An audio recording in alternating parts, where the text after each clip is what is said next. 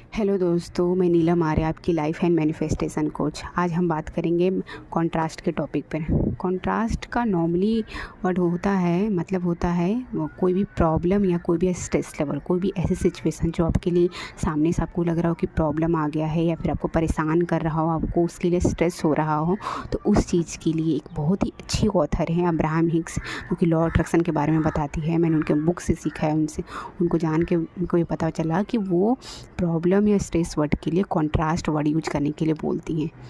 और कंट्रास्ट का मतलब वही होता है कि अच्छी खासी सिचुएशन जब आपके अगेंस्ट हो जाए, आपके लिए कुछ प्रॉब्लम खड़ी करने लगे, तो उसे कंट्रास्ट के रूप में होता है। और कंट्रास्ट इनवर्स हमेशा आपकी बेहतरी के लिए होता है। कंट्रास्ट हमेशा आपकी बेहतरी के लिए होता है, आपके बेटरमेंट के लिए होता है। हमेशा वो आपको कुछ ना कुछ सिखाने के लिए आता है, वो हमेशा आपको कुछ नया देने के लिए आता है। जब कभी आप रेस्ट मोड में चले जाते हो, कंफर्ट जोन में चले जाते हो, तो लाइफ आपको कुछ अच्छा देने के लिए होती है, तो वो आपको कंट्रास्ट के रूप में आती है। वो आपको कुछ प्रॉब्लम्स देती है, कुछ चैलेंजेस देती है, और उस प्रॉब्लम चैलेंजेस के द्वारा ही आपसे ये आपको प्रिपेयर करती है कि आप उसके बारे में सोचो और देखो कि नहीं, ये अगर सिचुएशन ऐसा आ रखा है तो अभी आप क्या करोगे ताकि आप कुछ और अच्छा कर पाओगे। इसलिए हमेशा कंट्रास्ट यूनिवर्स देती है। कंट्रास्ट हमेशा आपकी बेहतरी के लिए होता है। इसलिए हमेशा कंट्रास्ट को पहले ब्लेस करें, हमेशा ब्लेस करें, क्योंकि आप ये मान के चले कि कंट्रास्ट जब भी आता है आपकी लाइफ में तो हमेशा कुछ ना कुछ आपको अच्छा देने के लिए आता है। इसलिए हमेशा कंट्रास्ट को ब्लेस करें और उससे पूछे, उसे जानने और समझने की कोशिश करें। कंट्रास्ट को आप ये भी बोल सकते हैं कि आप मेडिटेशन कर सकते हैं, क्योंकि नॉर्मली जब भी इस तरह का प्रॉब्लम होता है तो हमारा माइंड काफ़ी अस्त व्यस्त हो जाता है। तो आप उस समय मेडिटेशन करें और मेडिटेशन के बाद ये बोलें कि ठीक है, ये कंट्रास्ट है, मुझे पता है ये कंट्रास्ट मुझे कुछ ना कुछ सिखाने के लिए आया है, मेरा लाइफ में कुछ अच्छा लाने के लिए आया है। तो आप उससे ये बोले कि ठीक है, अब मुझे क्लियर इंटेंशंस दे, मुझे क्लियर रास्ता दिखाएं यूनिवर्स, कि मैं समझ सकूं कि कंट्रास्ट किस चीज़ के लिए है, मुझे इससे क्या सीखना है। तो इस तरीके से करके आपको वो धीरे धीरे, बस आपके इतना मात्र सोचने से, इतना करने से आप एक एफर्ट पड़ाओगे ना, तो सामने यूनिवर्स की तरफ से आपको एक एक करके क्लैरिटी मिलती जाएगी कि ये कंट्रास्ट क्यों आया है, आपको इससे क्या सीखना है। इस तरीके से आपको रास्ता क्लियर। मैं अपने एग्जाम्पल से आपको इस कंट्रास्ट का मतलब समझाने की कोशिश करती हूँ कि कैसे मेरे लाइफ में कंट्रास्ट आया और मैंने कैसे उसे डील करके एक बहुत ही अलग चीज़, मुझे अब लगता है कि नहीं, वो मेरी बेहतरी के लिए ही आया था और मैं उस प्रोसेस में हूँ।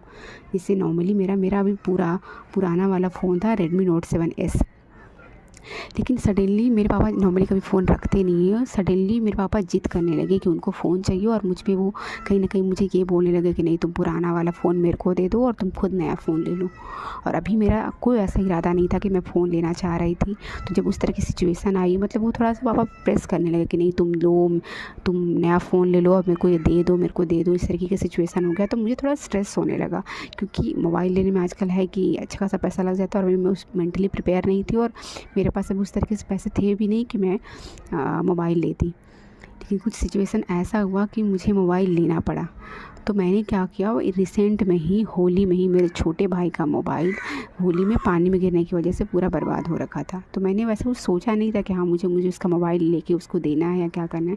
मैं अभी नॉर्मल चल रही थी, लेकिन इस कॉन्ट्रास्ट की वजह से, पापा के ज़िद की वजह से, फिर मैंने सोचा, जब मैं कुछ दिन तो मैं पहले परेशान रही 2-3 दिन कि मुझे क्या करना है, नहीं करना है, अभी छूट का इतना पैसा बर्बाद हो जाएगा, मैं अभी नहीं लेना चाहती, फ़ोन की क्या ज़रूरत है, पापा तो कभी फ़ोन रखते नहीं। इस तरह के क्वेश्चन मेरे मन में आ रहे थे।